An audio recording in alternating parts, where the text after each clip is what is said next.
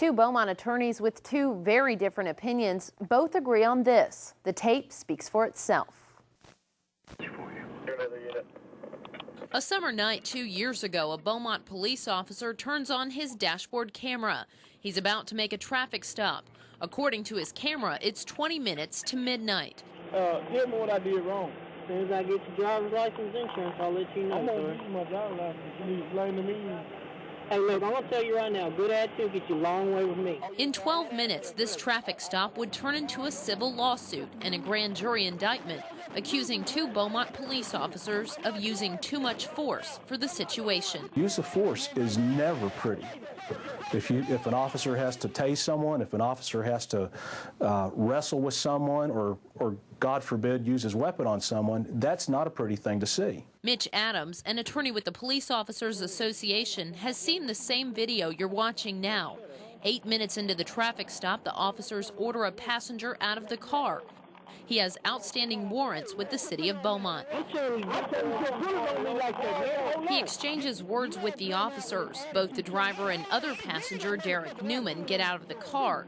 An officer tells them to stay inside. Hey, get in the car. Y'all stay in the car. He repeatedly ignored officers' orders to remain in his car at the scene of the traffic stop. A few minutes later, something happens off camera.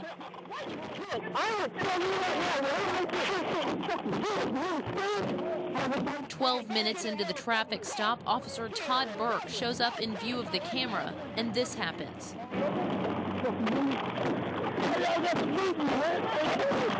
Burke hits Derek Newman 13 times, and then Officer James Cody Guidry uses a taser on him. I know exactly what he did wrong. Yeah, he grabbed the officer's hand and put it on his crotch and said, "Get you some of this."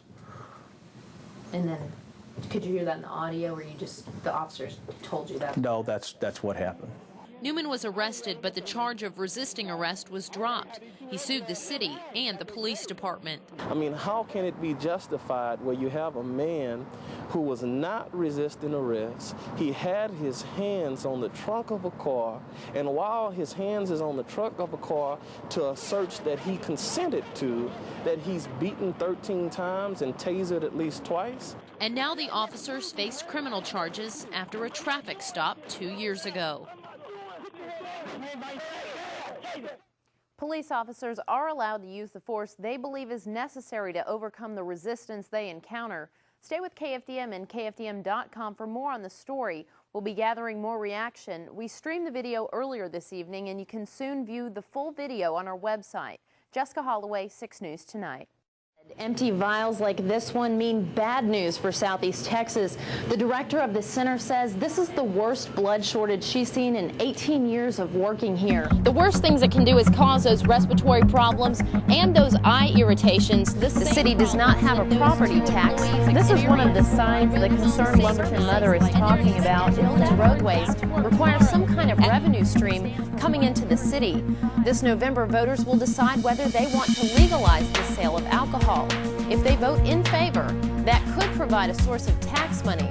Police had to shut down parts of Highway 82 and 87 this morning because smoke from the fire was obstructing the view of drivers who were making their way to work. But while there's lots of homes without power, you can see there's lots of stores that do have power. A lot of people are gassing up their cars right now. The small ones are allowed to roam free, but as they grow older, they put them in cages next to each other, creating an environment of aggression, making them ready to fight.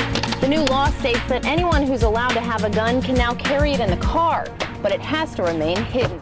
One of the strangest things about this whole ordeal is it happened in mid-morning in broad daylight on one of the busiest roads in Beaumont, Dallin Road. You've got residential areas, lots of upscale businesses, and all of that was the epicenter of today's massive manhunt.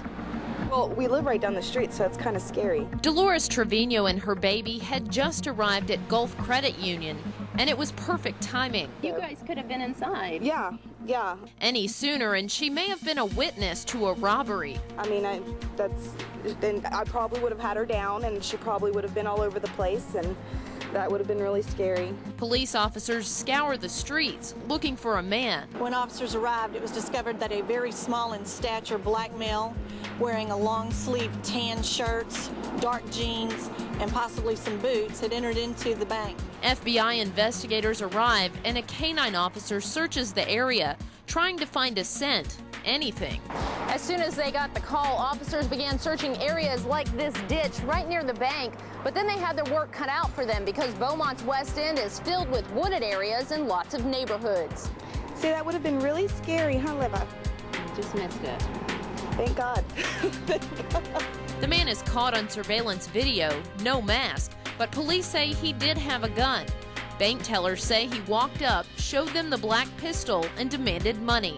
Afterward, he blocked the entrance of the bank with a chair. So we're asking that the public pay attention. Trevino will head to another bank branch. She's thankful she wasn't at the wrong place at the wrong time. You hope they find him?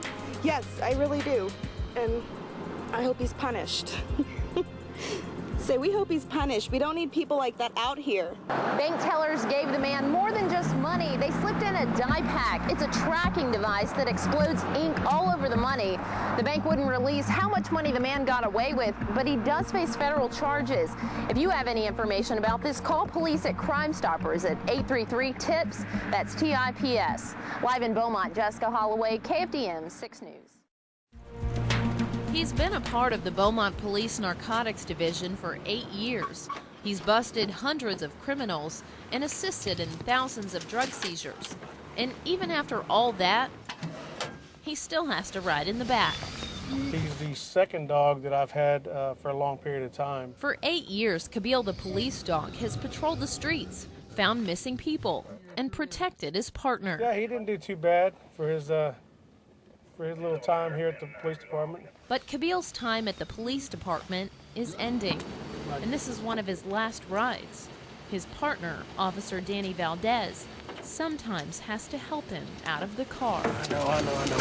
I normally don't grab him like that and help him out, but then again, I don't want him to hurt himself anymore than what he already is. Kabil is in pain. He limps now. He's an old dog in a young dog's job. He's done good. He's enjoyed working. He still wants to work. His heart's still there. His body's just not letting him do it. In dog years, he's 11, but in people years, he's past retirement age. 70 or 80-year-old dog. At this time, I'd like to present you with this plaque. Officers of the department honored Kabil for his achievements and gave him his final command. Time to stand down. Kabil spent his life serving his community. Now he's going home with the Valdez family. I purchased him for $1 from the city. He is now considered surplus goods. He'll spend the rest of his days with a boy. He's still a good dog. Yeah. Just being an extraordinary dog. In Beaumont, Jessica Holloway, KFDM 6 News. The contract signing was delayed based on a technicality.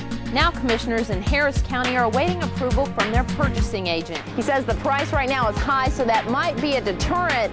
Nevertheless, he says the future of Ford Park is looking brighter.